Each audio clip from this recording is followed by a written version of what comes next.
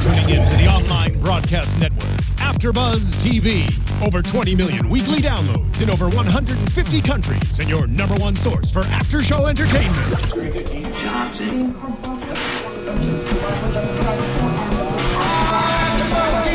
AFTERBUZZ TV, the destination for TV superfans. Producing aftershows for over 300 of your favorite TV shows. Interviewing celebrities and showrunners. And bringing you behind-the-scenes exclusives. All thanks to E! Entertainment's Maria Menounos, producer Kevin Undergaro, and internet leader Akamai. Now, let the buzz begin! Welcome, ladies and gentlemen, to another Revenge After Show for Season 4, Episode 4, Meteor. I have come down like a meteor, like any good character on Revenge. I come back with a purpose, and that is to host a great after show alongside Roxy Striar. Hello, welcome back. We really missed you, and so did the fans. That's what I hear. I don't know why. It's because you're the best. Okay, so what's on the Revenge agenda? On the Revenge agenda today, we have Dan, we have Miss Ellis, we have Margot, we have David Clark coming back, we have Charlotte, we got everything, and we got the budding romance of Ben and Emily. Say it ain't so. Yeah, it could be so. It could be so. Let's start with Daniel. Okay. And the women in his life. We have Victoria in his life. We got Louis, right? Louise Ellis? Yes. Yes. And of course we have Margot. And they all kind of don't quite like each other, but I think Margot's going to be quite upset later on down the line with Louise Ellis. You're saying it as if Louis is Margot, but she's from the South, so it's just Louise Ellis. There were French people in the South. Fine, very true. New Orleans, come on. But she's not. She's a real Southern girl. I'm very confused about what Louise Ellis's purpose on the show is right now. Is she here to take down Victoria? Is she here because she has mommy issues? What's she doing with Daniel? Why does she want to hook up with Daniel? Is this all part of a ploy? I'm very unclear. Well, Daniel's using her for money. He got money. He's not using her for money. He's working for her. He's using her for a job, which I don't really know if that qualifies as using somebody. Exchanging money for work. I think that's just called life. Maybe. But just the way in which he said it, and the way he was able to kind of get back in the swing of things again with his apartment. Yeah, well, he's not trying to burn her, though, and he's not asking for a loan in the way Victoria is from Margot, so I just think he's having a really hard time getting work, and then this fell into his lap, just the way Louise Ellis says, when you ask the universe for something, usually it just falls right into your lap. He orchestrated it in some sort of way as well. Let's start with Margot specifically and Victoria, because obviously the loan is handed to Victoria. Victoria tries to pass it off as if she found some of Conrad's money in a hidden place. But how do you feel about the fact that Margot feels like now she kind of has Victoria in her back pocket? I gotta say, you guys out there, you fans out there are awesome. You commented on YouTube about this last week. We were kind of doubting Margot, thinking, how is this possible? She seems so smart. Why is she doing this? And now it's become a little more clear, as you guys predicted. She is very smart, and she does have something planned out. She isn't just being the naive person that we were expecting her to be last week. I don't know exactly what she's going to call in for as a favor from Victoria, but she does have her in her back pocket now. Well, now it seems the perfect thing, right? It's all about, we're in the red. It's all about content. We need better writers, blah, blah. Send everyone to the press conference. Oh, who happens to now be with David Clark?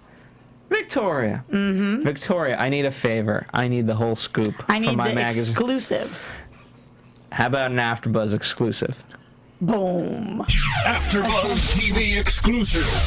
Yes, but she wants the David Clark exclusive. Or what is it? The Voulet exclusive. We don't have that in our sound cue. With Louise.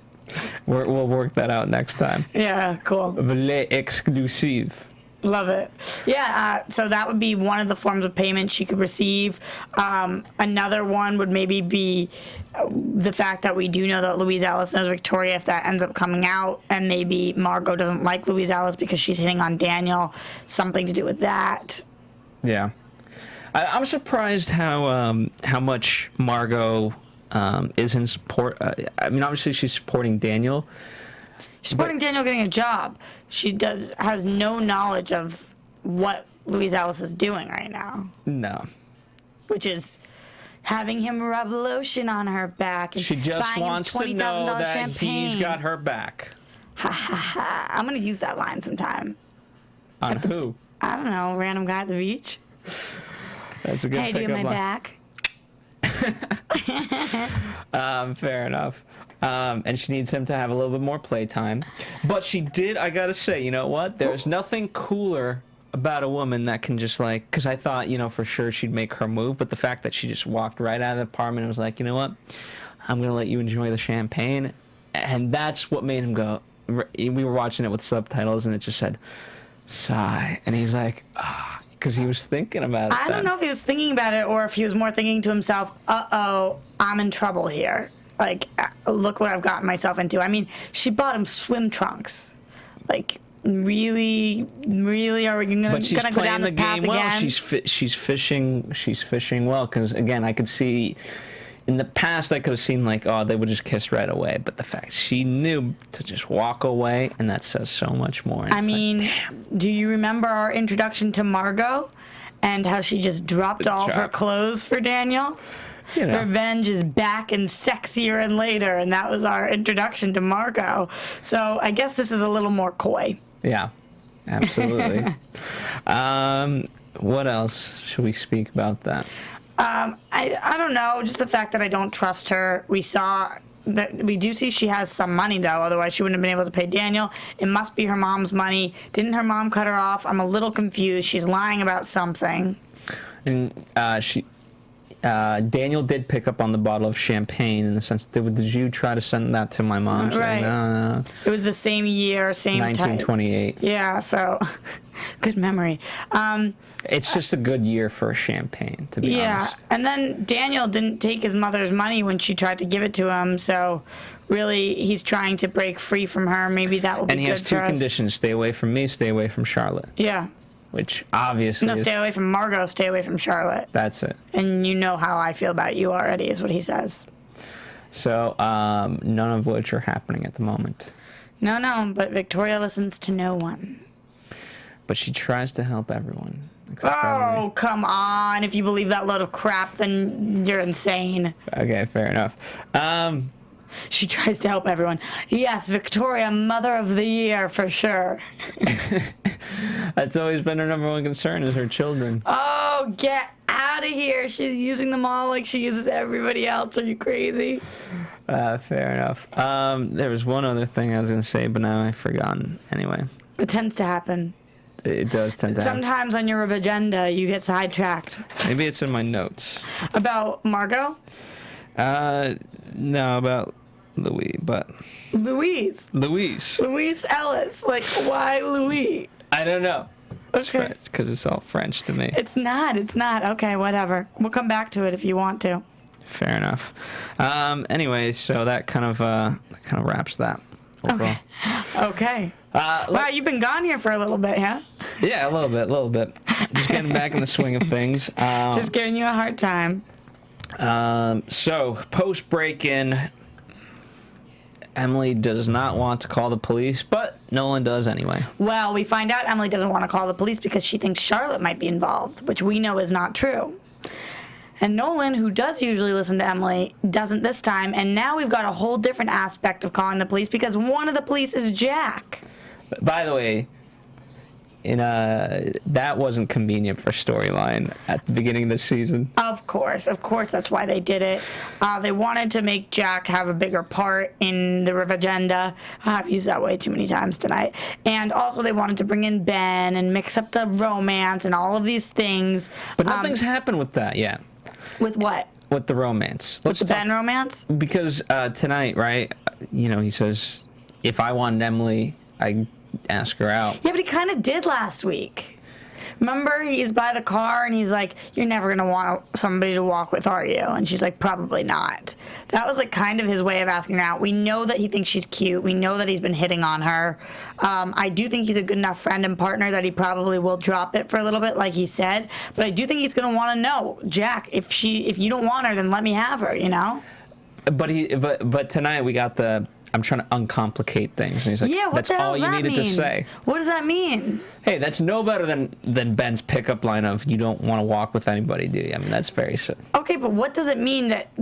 Is that what Jack's trying to do? Uncomplicate things? What does that mean? I mean, you're a guy. I don't speak boy. What the hell does that mean? If you had a guy friend who came to you and said, "Hey, Phil, just so you know, with that chick, I'm trying to uncomplicate things." I think he's just trying to give Ben an answer so that Ben, right now, I don't think he may want to uncomplicate things, quote unquote. But What I think does that mean? he's trying to. No, right now, what he's just really trying to do is give space between Ben and Emily, because the closer that Ben gets to Emily, the more truth that he's going to learn about what the hell's actually going on. So you think he was just saying that as a deploy? Yeah. It's the same way, like, Decoy. when guys like, "Hey, so you gonna hit that, bro?" Sure. Yeah. All right, sure. I'll never speak guy. I'll never speak girl, so hey.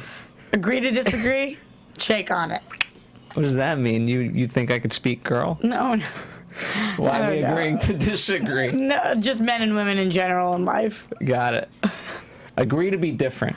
Agree to be different. There you go. So I know you predicted in your news and gossip that Ben and Emily are gonna have a thing. Well, it wasn't a prediction. It's what they had been talking about, that there was going to be something there. I mean, it wasn't necessarily a dating scenario, but something there. I do think at some point in the season we will see a kiss or a moment or something. I feel like the only way that would happen is if Emily decides that she needs Ben for something. I don't think it's going to be Oh, true and then she's going passion. to use sex to get it? Yeah. Prostitution. Well, I mean, it just feels like Ben has access to things. Well, he's a cop, but Jack does too now. Yeah, but Jack's not always so willing. And you think Ben would be? Well, Ben comes through. Who's the one that put 2 and 2 together today? Ben. Who's What? 2 and 2 about what? David Clark. Oh. Being the guy that, jumped out of the window for the break-in. You mean seeing him limp and with the cut on his head, yeah. And also, she thought that it was Jack that put up the security, but it was him. So she's learning a lot about him. So she might just want to keep him close. It might not even necessarily be for answers. Who knows? Yeah, but he is dreamy. He is quite dreamy. I love that. So what, my lead host over here? What are we talking about next? Well, I've been driving this thing forward. You're supposed to add color. Add color. I have color. No, I mean, when it comes to Ben, I think that I don't want to see them in a serious relationship. That would really mess up things with Jack and Emily. I'm sick of her choosing him last all of the time. Period. I mean, we know 2 of our co-hosts aren't here tonight. Anna Koppel, who really doesn't want to see her end up with Ben, but Christina Kaplan really does. She's like, "Oh, I'm over the Jack thing. I want to see her with Ben. I want to see her with Ben." There's a reason that Christina's not here tonight. Because of I will not do a show with Christina. Just kidding. No, it's a joke. But, I don't know. I think that the audience out there is a little split on this. People think that Jack and Emily are endgame, but they're pissed about how it all happened. Aiden died, so what? She's going to choose Jack because Aiden's dead? It's kind of messed up. So now is she going to go off with Ben? No, to be Ben fair, would never accept. Aiden doesn't have to be dead. Yes, he does. David Clark didn't die. Okay, but Aiden, we saw actually get murdered. We saw the pillow over his face. We saw him stop breathing. And then we saw him hours later sitting at Emily's place, dead, and her find him dead. Mm-hmm. Unless this is some, Harry Potter stuff where there was, some spell. Where he's got a Horcrux? Yeah, something like that. I mean, there's just no way. There's Fair no enough. way. Okay. And I think that if they've tried to bring him back, everybody would be like, "I'm done. I'm out." There's just no more people we can bring back. We already brought back Phil Svitek. We did. And Lydia, she's coming next week, I hear. Lydia, David, the whole 9 yards. You know what? So, I mean, the bulk of the episode is basically David, and everything that surrounds David.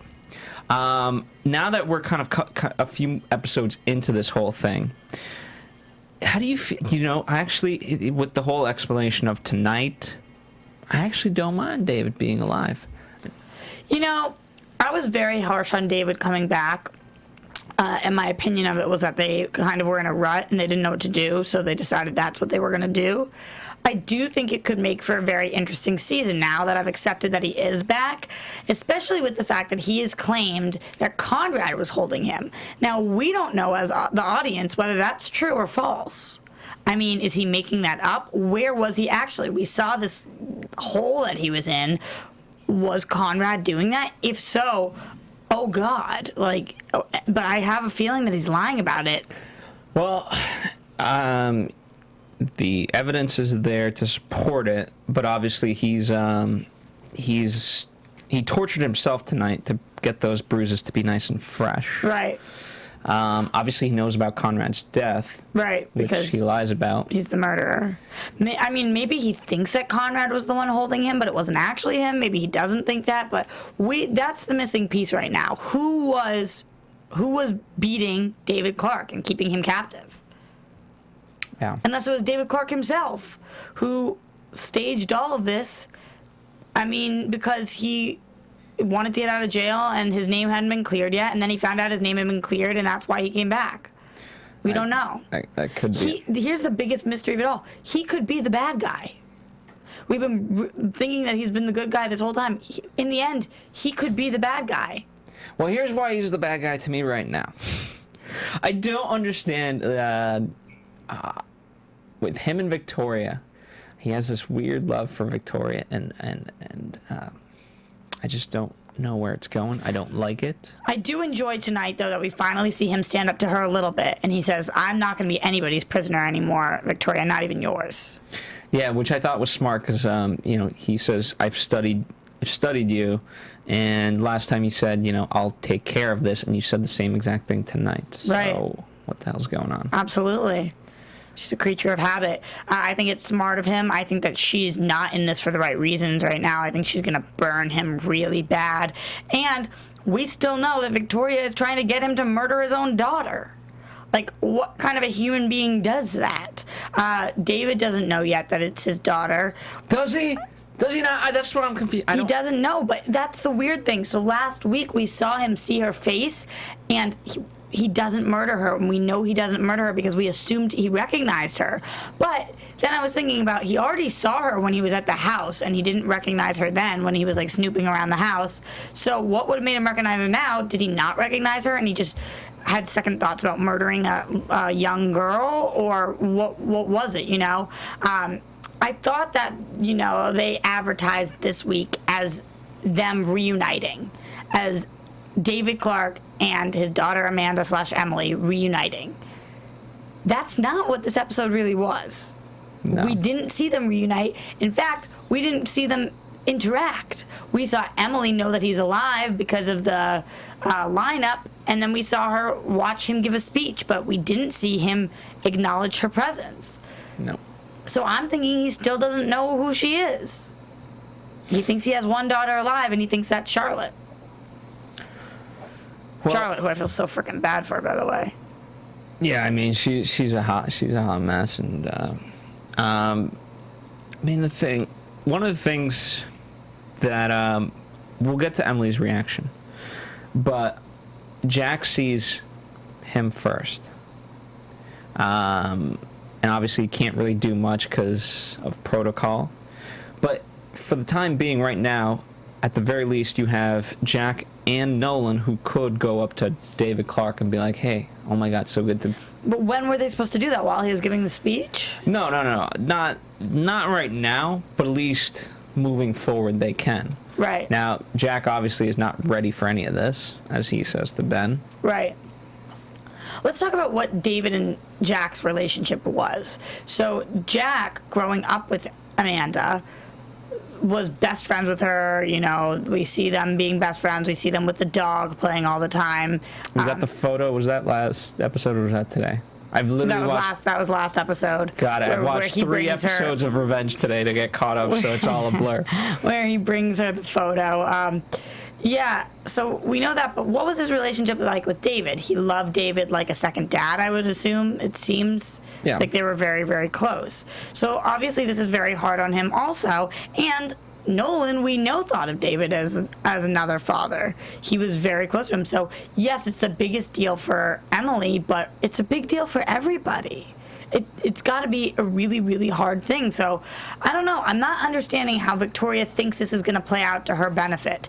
There's no way David's not going to find out his daughter's alive. Nolan knows, Jack knows, Charlotte knows. Yeah. He's going to find out. So, what's Victoria's mastermind plan here? I have no. And the fact that, I mean, how long can she manipulate him to hate Emily Thorne? Right. You know, he's nobody's prisoner anymore.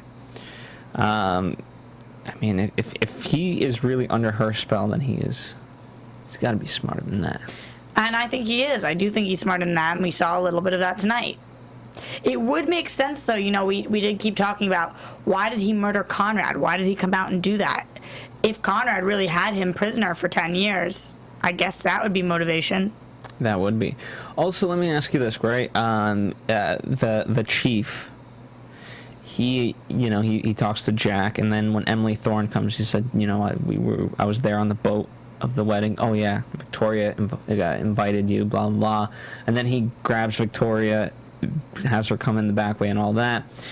And as the story goes, he feels that she was the target because it was the Grayson house. Right, he would have to assume that.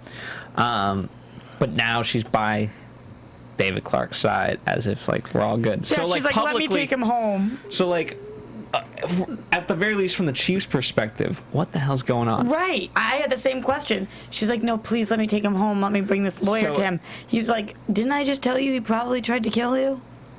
But is it like where he's like, oh, you're clever. If you can control David Clark, that's good? No, I would think that he would try to put some legal stop to that. I mean... Well, I mean, it seems like the chief is going to do whatever Victoria says. Like, I mean, he's under her thumb. Is he? Oh, he's been from day one, probably. Because everybody is. Yeah. Except for David right now. I don't even know. And certainly not Emily. We got to get David on Team Emily. That's how I don't understand how this show could possibly go past this season. Because... somebody's got, I mean, Victoria or David, somebody's got to die at the end of this season, right? Yeah. Because this is never going to stop. This is war, and it's never going to stop. I mean, I really like where this is definitely going. I can accept this. This was like the episode for me this season so far. It was your favorite episode this season? Because it all just now finally makes sense, you know what I mean? My God, how does it make sense? I have so many questions. Okay, question number 1, go. What actually happened to David? Okay, we'll find that out. But at least like,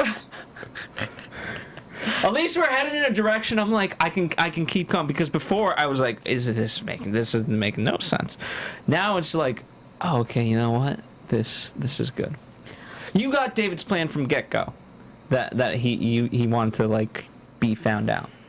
Yeah. It was like, it reminded me of Breaking Bad, that episode that Walter White ends up naked in the convenience store, in his fugue state. Whatever. In his fugue state, I'm not even spoiling anything. He ends up naked in a convenience store, or whatever. It just reminded me of that episode when you do something in order to be caught. Got it.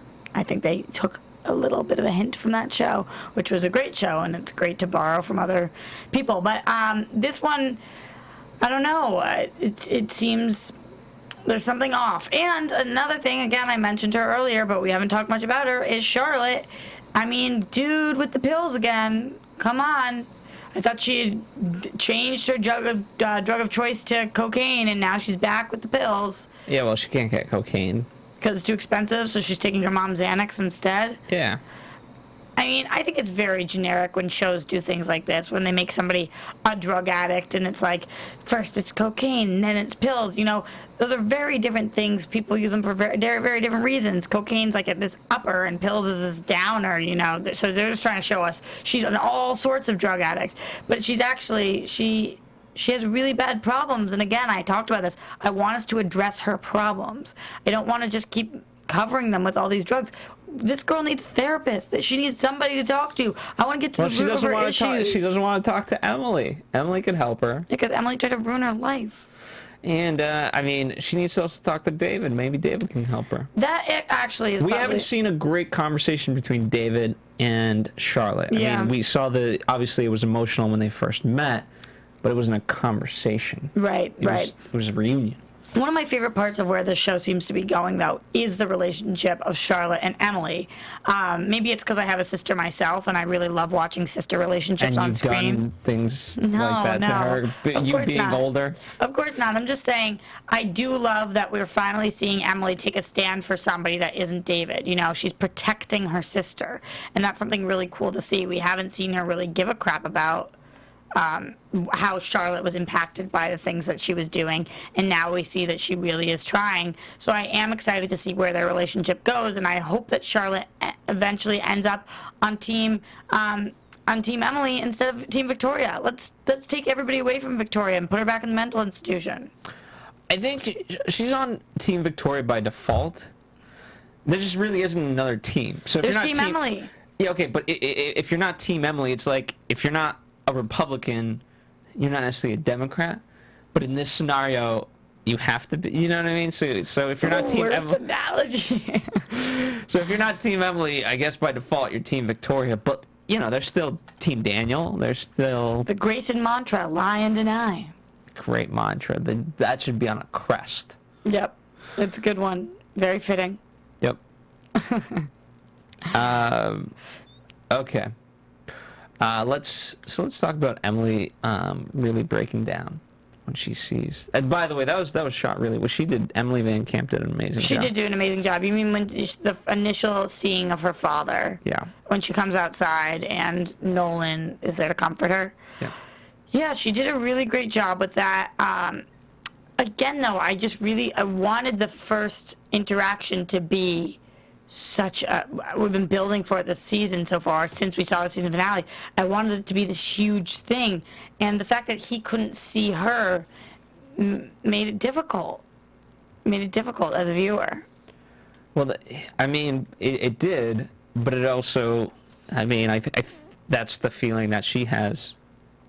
Of course. You know what I mean? And the fact, and that she must feel like everything think about all the thoughts going through her mind. Everything I did was for nothing. Everything I did is for, I don't even know who he is. And then when she sees him standing on stage with Charlotte and Victoria, is she like, did he have this thought all along? What's going on? She got to him first. How did she get to him? How long has she been getting to all those things? Her mind must be racing. Yeah. And you know, like she said, Nolan's. I 100% agree. Nolan has like, hey, let's wait a little bit, and she's like, no, I can't wait another day to see my father. I get that, dude. I mean, would you be able to? No way. I would never be able to wait. If I thought that somebody I loved had passed away and then came back and I needed to talk to them, oh my God. I was gone for a week and I couldn't wait to see you. Oh, that was so sweet. The lies we tell each other. Rude. Just kidding. I told them that you were missing our revenge show, though. I did tell them last week that you were really missing that. I was. Well, we're happy to have you back. Good to I have your back as I rub sunscreen on. See, look that. Yes. All right. What else kind of? I mean, it's all built on emotion. There wasn't. It's not as plot heavy this time around. What do you mean? I don't know. Just in general. Usually, there's like, we gotta get this guy. Or, you know, Victoria, you know what I mean? Well, that's something that we addressed last week a little bit, actually. Christina was talking about how it's different season this season because it's not Emily, like, just trying to get revenge on Victoria or trying to take down this person or red mark or that person, you know? Yeah. So it is different. It's definitely a different season. Of course it is. We've got David Clark back. Yeah. And this definitely moved a lot of things forward, but it also sets up.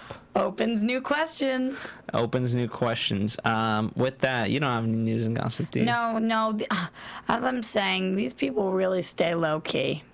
We talk about it a lot. Just as Emily says, she likes her privacy. None of them are drug addicts in real life. None of them are going to the strip club. None of them are doing gossip stuff.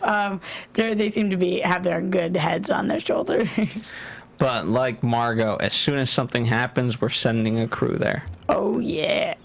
Go. Does that bring us to predictions? Sure, I'll start with one.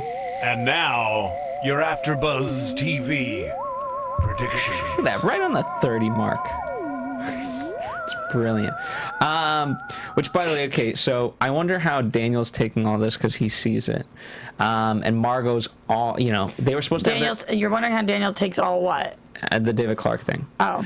But I also, I'm interested to see what happens in the sense that Margot is now all about this. That was when they were having their romantic